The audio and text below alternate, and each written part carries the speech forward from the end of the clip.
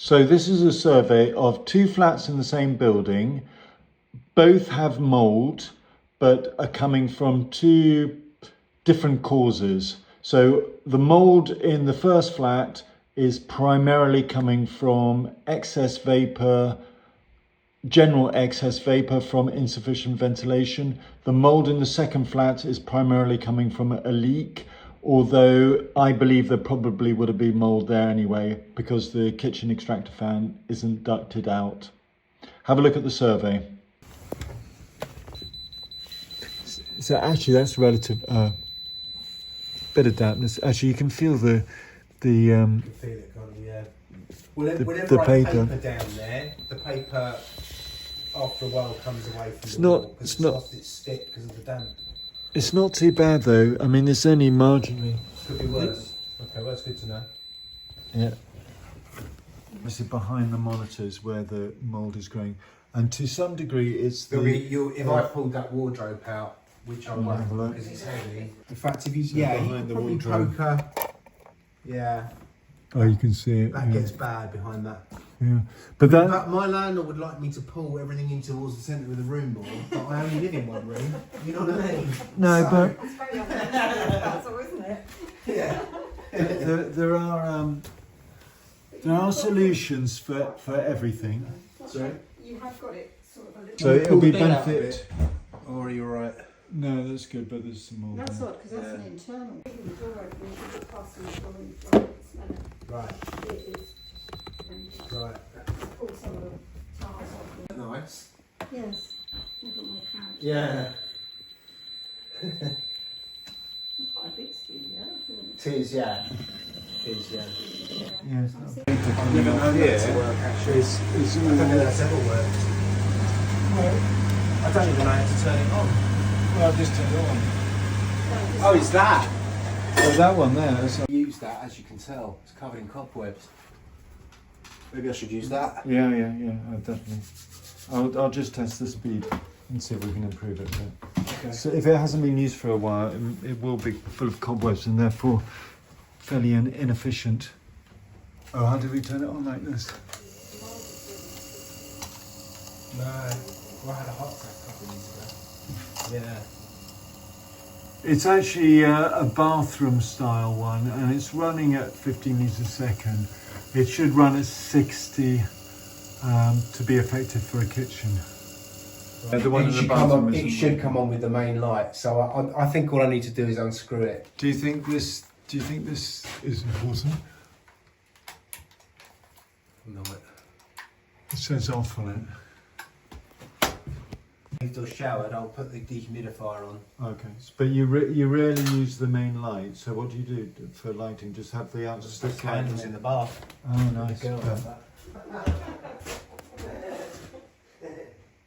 Washing an extra spinning, sorry. Yeah, it does help. It helps. Do you know? Does it give the capacity of the dehumidifier? I can't see it. It looks a bit small for me.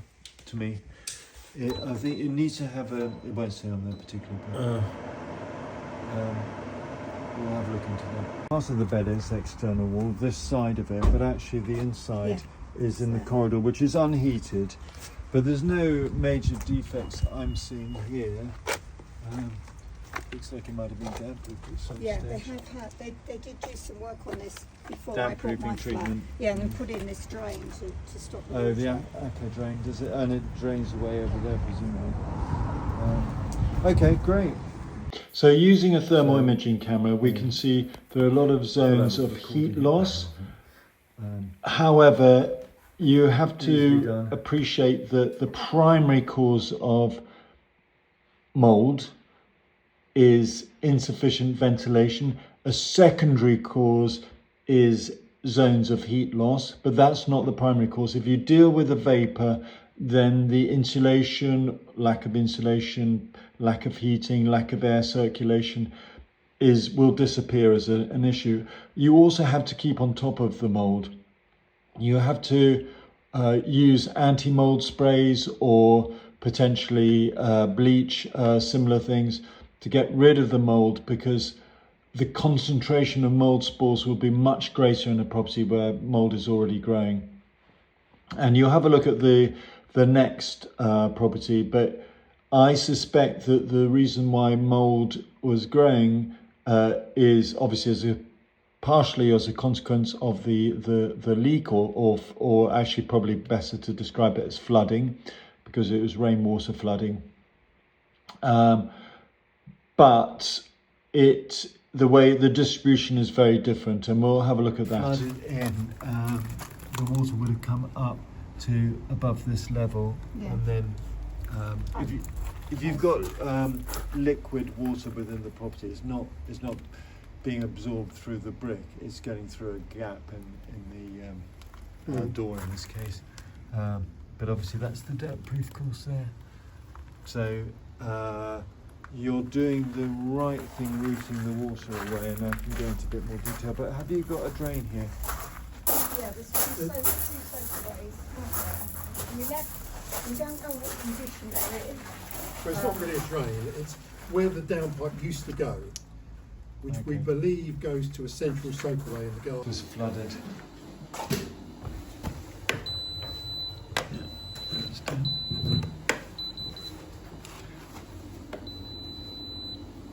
So it's damp here, and we got mould as well, and it feels damp.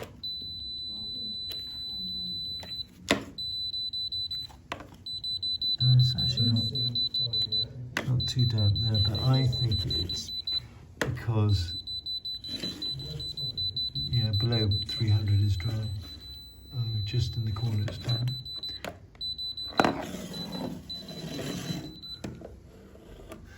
I would say it's been had damp-proofing treatment. You see this line here? That's the line of damp-proofing treatment.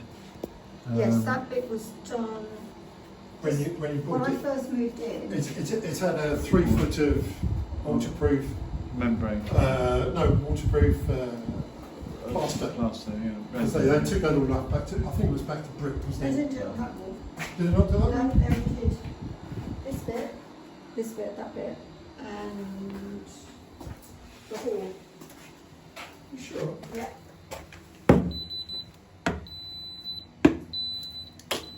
Oh. That hasn't worked, has it? No. These damp meters measure dampness by using radio waves, and 999 is saturation, or it's damp. But that below 300 is dry.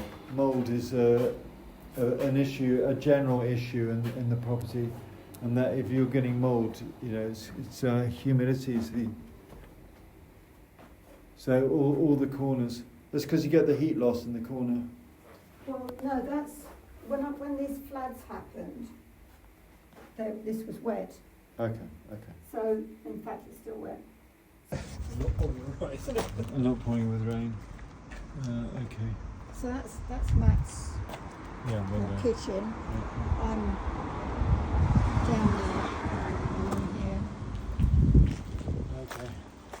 And you've had this for 10 years. A good 10 years, yeah. And I did have some damp work done on the first floor. were you living here originally? No, I've just always been rented. Okay. So this is the new You get overflow of water. Yes. Yeah. There was a time when that damp. You've got a data logger there, and you've got dampness and mould there. So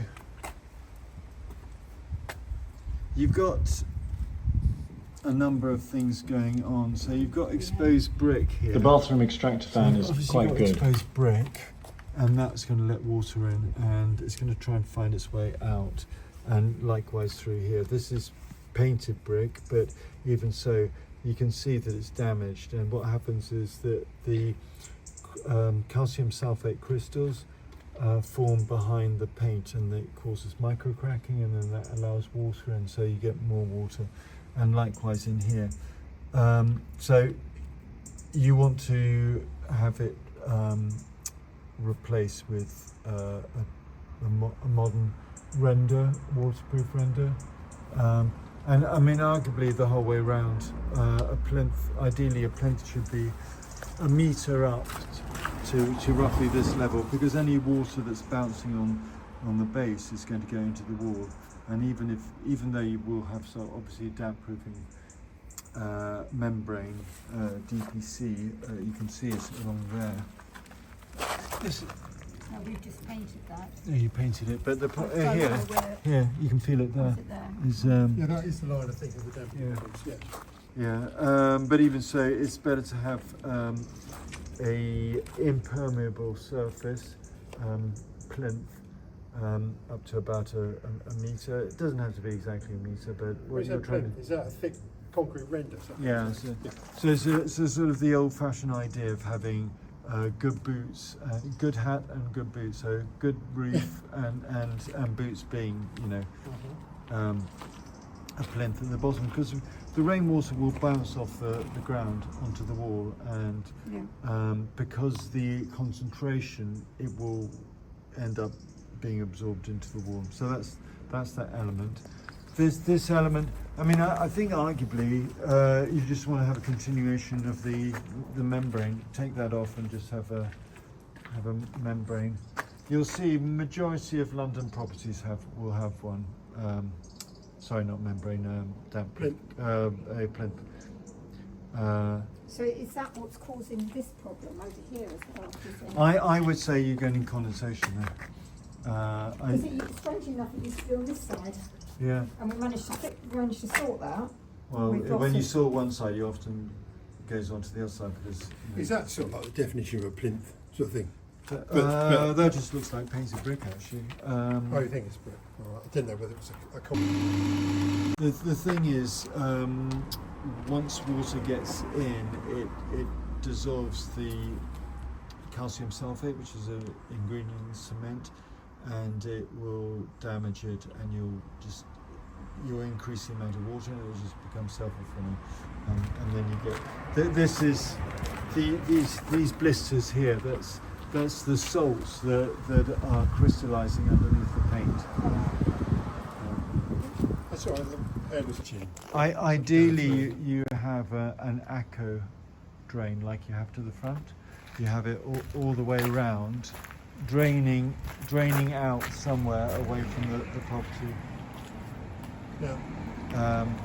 Planning to rent it as a flat, or I don't know yet. I mean, it Okay. depends on how much it costs to renovate it. I might just sell it. I think Okay. I've had enough of it. It's, yeah. Day after tomorrow might influence your decision whether. Yeah. What I would say is that for modern day living, manual fans don't work well it's because not. It's humidity. That's an override. It's humidity. humidities aren't brilliant either. They're better than no fan at all, but I would use a continuous flow extractor fan. This is what I'm suggesting for next door. Continuous. Yeah, so it's constantly drawing a little bit of air through, and then when it senses high humidity or the light switched on, it will boost up to normal levels. I would always recommend it for a lower ground floor flat, and probably for a ground floor flat. Yeah. So what is it? Just constantly on a gradual. You see, that doesn't last long enough. Well, no, that's just because you've overridden it. It's No, but it's got a sensor and a timer, yes. and the timer should be can. half an hour. I could increase it. I think it's. Yeah. You got mould. You only get mould from high humidity, and you get mould in the same areas that you get condensation. You can get mould from a leak. You can get mould from rainwater, but that's because it's causing high humidity. But when you've got mould in more than one place, then it's a pretty surefire sign that you're getting condensation as well, and it's because it's from poor ventilation, and the bathroom vent is not ideal. When that's not mouldy, is it? That's just dirt. It's just bubbling of where the plaster is. Was and it- paint. That's what we had a dog, and I think it's sort of like. Well, the calcium sulfate salts, but that looks like mould to me. There, I mean, it's difficult to tell the difference between dirt. Well, look, that looks like mould there. But I agree, I mean, dirt and mould look fairly indistinguishable. But it is. So you're getting moss here, which is a sure sign that water is overflowing. So yeah, that would be the cascade, and yes, that could cause dampness inside, and may very well be doing that. But we don't know. It was mouldy behind the cupboards, and the tenant reported water dripping down here, dribbling down, at the time that the water was cascading down the outside. We can see lines now. That to me looks like condensation dribble marks. Any form of water would cause that, but normally, if it's from rainwater penetrating through, it will be a single line rather than an even spread. Normally, you'll have, for the amount of dampness you were discussing, you would have a lot more brown. So you've got some brown, but that could just as easily be, I mean, those condensation dribble marks, that could just as easily be from condensation rather than penetrating damp. You don't have, it's difficult to tell when it isn't sort of white and painted or. I mean, this is even.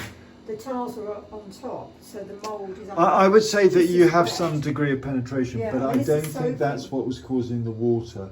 I think that was condensation, because rainwater will only dribble through in absolutely extreme conditions, and it's so obvious that it's penetrating down, or rainwater.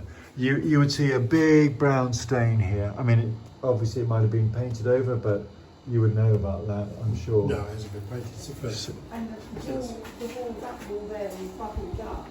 This all, because we've done this with. So that could easily be penetrating down, but that's a slow absorption of moisture being released rather than being running out of how did you describe it? Dribbling or cascading or. Well, it's dribbling, it wasn't cascading. I don't know.